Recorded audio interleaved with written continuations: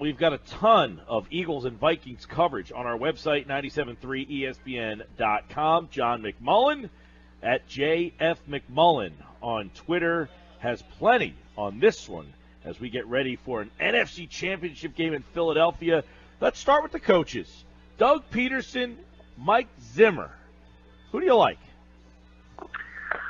Well, that's a good one. I think they're about even as most things in this game. I would give a slight edge to Doug, but that's because I like his aggressiveness, and I think that's just the mentality of an offensive coach versus a defensive coach. You see Doug kind of going for it all the time on fourth down. We talk about it all the time, whereas Mike Zimmer's a defensive-minded coach. So if he's got fourth and short, maybe to seal the game or something of that nature, and he's at the 45-yard line or something like that, because of the defense he has, he's going to punt the ball away and put it on the shoulders of his defense. And you kind of saw last weekend in the game he ultimately won because of the miracle. That's what he did, in essence, and Drew Brees came down and scored.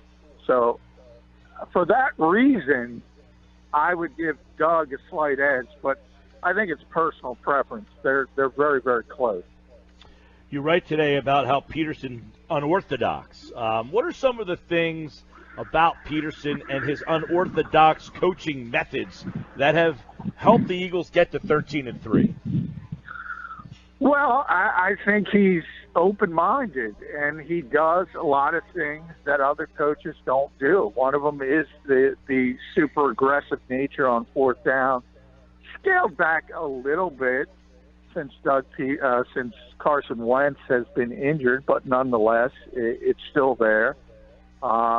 Everyone has been talking about the back-to-back screenplays to Jay Ajayi this week. You very rarely see back-to-back screenplays by an NFL offense, and that's a little bit sort of left-handed. People don't expect it, and it worked. The second one went, I think, for 32 yards.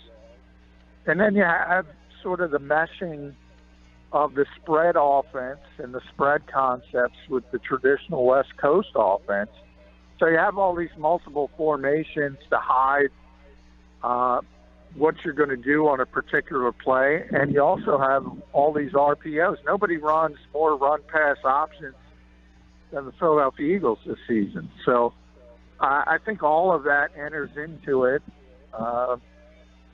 But I don't know. Frank Reich is the one who used the term unorthodox to describe Doug's play calling.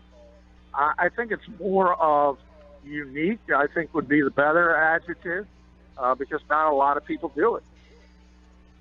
John McMullen with us. Hey, John, when we're talking about Doug Peterson, then, do you get the feeling then that the players trust him? Is there a trust in Doug that he's a players kind of coach and they feel like they can go to him? And where does that start?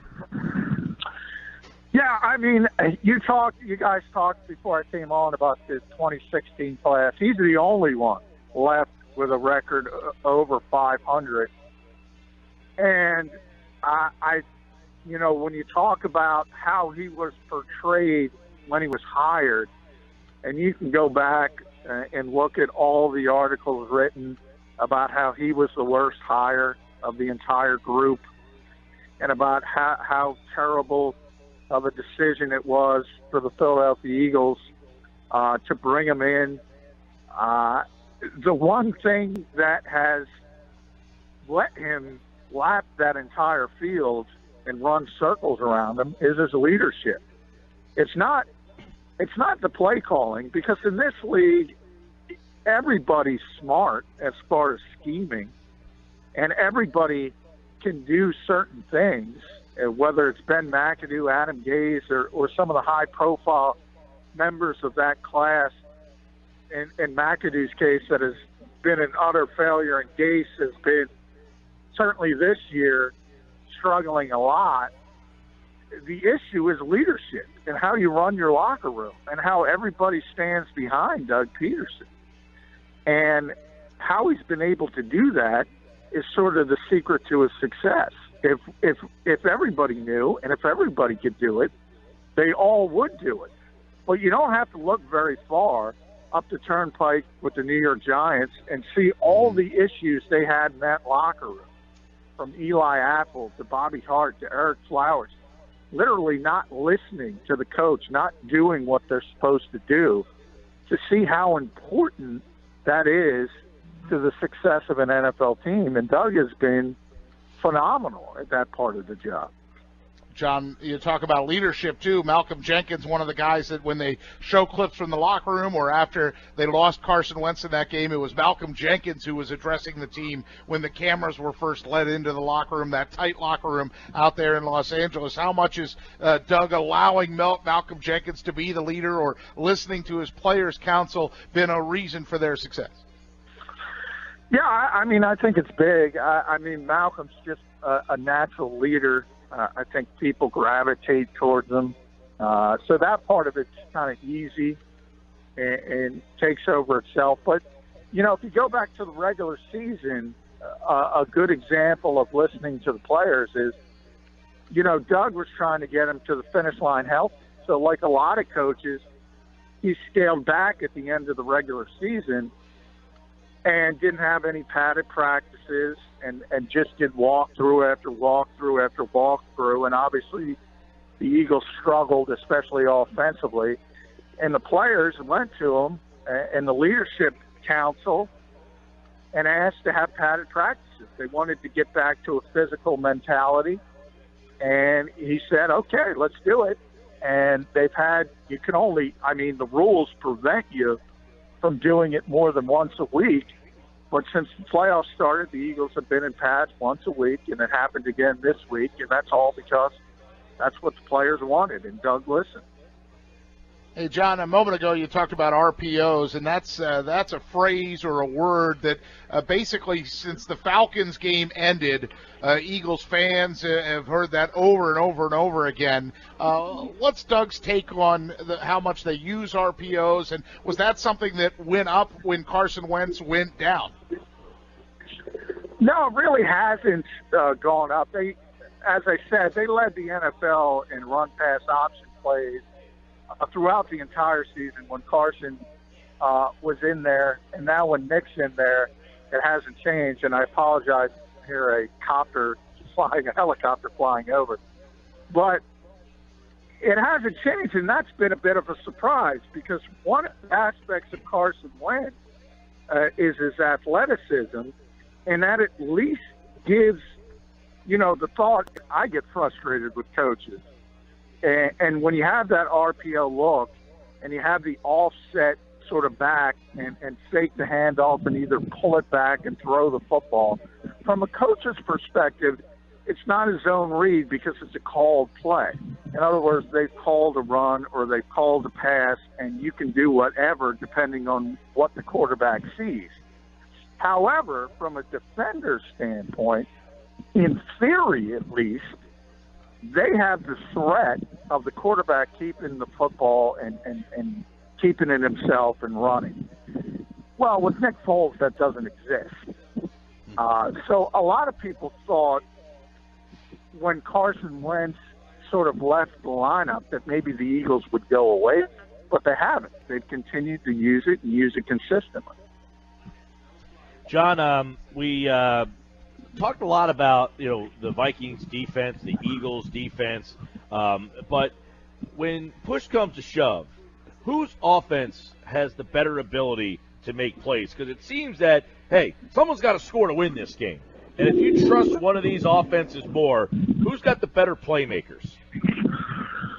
No question, the Vikings. I mean, it starts at the quarterback position, and people can talk about Case Keenum and talk about what he was before the season all they want. Look at what he was this season. He threw for over 3,500 yards. He completed passes at a 68% clip. His passer rating's over 95. If you were doing the MVP voting, he'd be in the top 5. He's been a playmaker all season. The Eagles have not had that since Nick Foles entered the lineup. They just haven't. And I don't see it all of a sudden magically turning around against what is statistically the best defense in football. And then you add, part of it is they have great receivers. They have a really good tight end. And they, from that standpoint, they're better as well. So here's how I describe this game. If it's a 10-plus game and somebody's going to win it by that kind of margin, the Eagles are in trouble. The Eagles have to win a field goal game. They have to win a defensive game just like they did against the Atlanta Falcons. John, you wrote about Nick Foles and his crazy journey. I mean, this is a guy who looked like he was going to be the Eagles quarterback and then gets traded away, out of the blue. He is the starting quarterback in St. Louis, gets replaced by Case Keenum. He ends up in Kansas City as a backup for Andy Reid, who drafted him. He ponders retirement, and here he is playing in the NFC Championship game. How did he reflect on 2013 to where we stand right now?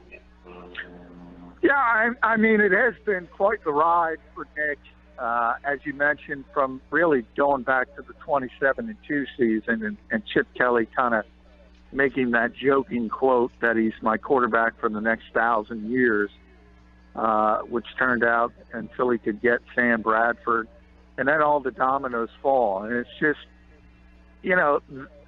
it's almost like I don't know, an inbred family. If you think about Sam being on the Vikings and how this has all worked out. And the Eagles are hosting the NFC Championship game against the Vikings with Case Keenum and Sam Bradford. But, Nick talked about after he lost his job to Case with the Rams, he kind of thought about walking away from the game, and he lost his joy for the game. I'm not sure if that's from being coached by Jeff Fisher or it's just the realization that he wasn't going to be a starting quarterback anymore. And I don't know if he would have played if Andy Reid didn't have interest and he wasn't comfortable with going back to that situation. And the same thing with signing with the Eagles and the fact that he's comfortable with Doug Peterson and he's comfortable with the environment here. And then it works out where he gets to play late in the season because of Carson's injury. It's been a whirlwind for him. He's finally gotten to take a step back. And he said his heart is back in the game, and he wants to do it for the organization that he started with, and he really loves. And we'll see how it works out, but it certainly is an interesting story.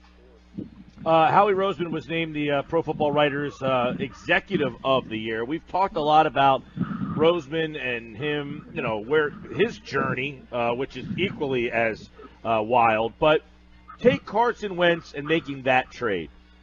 What do you think has kind of been Roseman's signature move for this team that doesn't have Carson Wentz right now? With the other moves that he has made, take the Wentz deal out, what's a move that Roseman doesn't get enough credit for? Well, I don't know if there's one you sit and look at and say, wow, that was a home run. I think it's the cumulative nature of what he did the offseason from the free agent signings, whether it's Alshon Jeffrey or Chris Long or even Torrey Smith, who hasn't been what people wanted or expected. And then you talk about the trades and the fact that he trades more than almost any. He's not technically the GM, but de facto GM in this league, with Tim Jernigan bringing in players like that, and Ronald Darby. So I don't know if there's any one splash move, because they already made the splash move, as you mentioned, the year before by going up twice in the draft from 13 to number 2 overall to get Carson Wentz. That's the splash move. What he did so well this season was building up around Carson Wentz, and you saw how it worked out. We're seeing it. It's still going on. This is a 14-3 team that tied the franchise record for regular season wins and is playing the NFC Championship game at home. So that's pretty good. John, you know what's pretty interesting? When we think about this, though, we're giving Howie a lot of credit, but some of the picks in the Kelly era are some of the key guys on this team. Lane Johnson, Zach Ertz, Nelson Aguilar. I mean, those three guys there were all chip picks that, that are very helpful to where this team is now, too. Well, sure, and that's how it always works. I mean, generally, regimes in the NFL, I mean, even the worst ones, they don't make 100% bad decisions. I mean, Chip brought in some very good players. He also made some really, really bad decisions. But if you want to look at, say, Nelson Aguilar specifically, I mean, this coaching staff rescued him. He was a bust. There was no other way to say it. And now he's arguably, I would argue, the best receiver on this team. Most important. I think he's performed better than Alshon Jeffrey this season. Yeah. No, I think he's the most important one. Yeah, considering where he was last season, especially after the Seattle game, considering where he was in his first couple seasons, really, it's kind of amazing, the turnaround. John McMullen, NFL insider and Eagles insider for 97.3 ESPN.com. A ton of Eagles coverage right now on our website, 97.3ESPN.com. Great article Follow on Brandon Graham. On Twitter at JF McMullen. You can read that Graham article. You can read the article about Nick Foles, Brian Brayman, and so much more to get you ready for Eagles and the Vikings. Okay, John, we'll get your pick tomorrow. All right, thanks, guys.